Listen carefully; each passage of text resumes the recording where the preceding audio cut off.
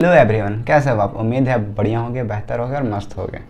आज हम समझेंगे सोलमेट क्या होता है। सोलमेट अगर समझना चाहें सोलमेट को, तो वह व्यक्ति जिसके साथ आप गहरा और स्वाभाविक जुड़ाव महसूस करें उसको हम कहेंगे सोलमेट। देखो, जो सोलमेट का चाह है, क्यों है ये चाह? आखिर सोलमेट का चाह क्यों है कि कोई हमको प्यार करे, कोई हमको समझे? आज इसका रूट तक जाते हैं। ओके, आखिर क्यों है कि कोई दूसरा हमें प्यार करे, क्यों है कि कोई दूसरा हमें समझे? अगर सोलमेट भी हो ना, तो आपको वहीं लाता है जहां आप हो, जो आपका होना स्वाभाविक है, जो आपका नेचुरली होना है। आपका सोलमेट करता क्या है? आप अपने सोलमेट के सामने खुल के रह पाते हो, खुल के बातें कर पाते हो। ऐसा लगता ही नहीं कि आप और जो आपका सोलमेट है वो अलग है, सिमिलर भी नहीं होता, आप दोनों सेम होते हो। वहाँ आप में एक अनुकूलता होता है, आप दोनों में एक डीप लेवल कनेक्शन होता है। तो फर्स्ट पॉइंट है कंपैटिबिलिटी, अनुकूलता। एक अनुकूलता होता है आपके सोलमेट में, जो आपका और उसका सेम होता है। ओके, सेकंड है अफिनिटी, आत्मीयता। एक ऐसा भाव होता है कि वो इंसान हमसे जुड़ा है और हम उससे जुड़े हैं। ये जो आत्मीयता का भाव है वो आपका और जो आपका सोलमेट है उसमें कहीं ना कहीं नजर आएगा, आप महसूस कर पाओगे इसे अच्छे से।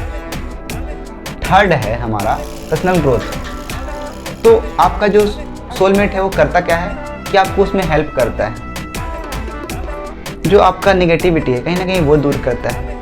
आपको हो सकता है मोटिवेट भी करे, आपको बताए, आपको समझाए, आपको खुद के पास लेकर जाए। फोर्थ पॉइंट वही है ऑथेंटिक सेल्फ, आपको खुद से मिलाता है आपका सोलमेट।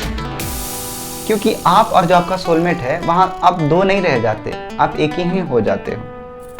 आपका होना और उसका होना अलग अलग नहीं होता है, आप दोनों एक हो जाते हो, सेम हो जाते हो, सिमिलर भी नहीं। उसका हाँ और आपका हाँ एक हो जाता है।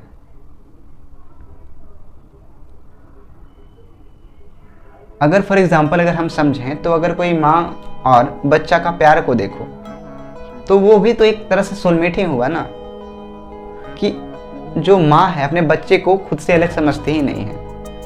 वहाँ तो अनकंडीशनली प्यार होता है, लेकिन अगर कोई माँ कंडीशन से प्यार करे, फॉर एग्जाम्पल अगर कोई माँ बोले कि हम अपने बच्चे को इसलिए बड़ा कर रहे हैं क्योंकि हम चाहते हैं इसके थ्रू अपना सपना को पूरा करें, तो ये तो कंडीशन हो गया। तो ये ऐसा हो गया, कॉन्ट्रैक्ट हो गया एक। ये जो माँ है नर्स का काम कर रही है, ये माँ भी नहीं है, ये नर्स है, ऐसा समझो। और अगर दूसरा पॉसिबिलिटी ये होता है कि अगर माँ से पूछो कि क्यों पाल रही है अपने बच्चे को, तो ये दूसरा पॉसिबिलिटी हो सकता है कि हाँ, माँ बोले कि हाँ, कैसा क्वेश्चन पूछ रहे हैं आप, हम क्यों पाल रहे हैं?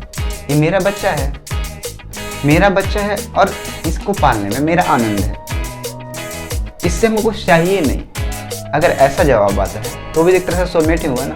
और ऐसा माँ ही कर सकती है, क्योंकि माँ अपने बच्चे को सेम समझती है, वही अपने आप को समझती है कि यही हम हैं।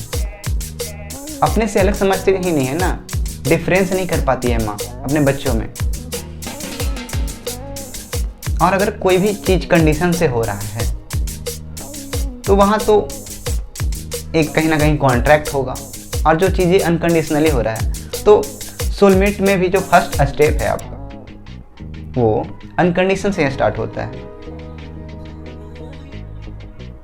जो आपका सोलमेट होता है वो कहीं ना कहीं आपको आपके पास लाने में बहुत ज़्यादा हेल्प करता है। और मेन मुद्दा यही है कि आपको खुद के पास लाना है, आपको खुद से मिलाना है।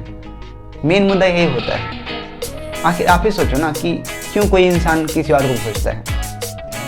किसी और के खोजने के कारण वो खुद को खोज रहा है कहीं ना कहीं। तभी तो जैसे कोई अगर सिमिलर होता है, जैसे अगर कोई सेम होता है पर्सन, तो बड़ी जल्दी दोस्ती हो जाता है, बात कर लेते हो आप। लेकिन यही अगर कोई पर्सन से आपका विचार नहीं मिलता है या फिर आपको उसके साथ में अच्छा नहीं लगता है, तो आप तत्क्षण उससे दूर चले जाते हो। आपको वो सेंस हो जाता है, पता चल जाता है। हम अनुभव कर लेते हैं तुरंत कि हाँ ये व्यक्ति मेरे लिए सही नहीं है और इसके साथ हम बहुत अच्छा महसूस करते हैं। तो ये तो आपको सेंस होता होगा, इतना तो फिक्स है।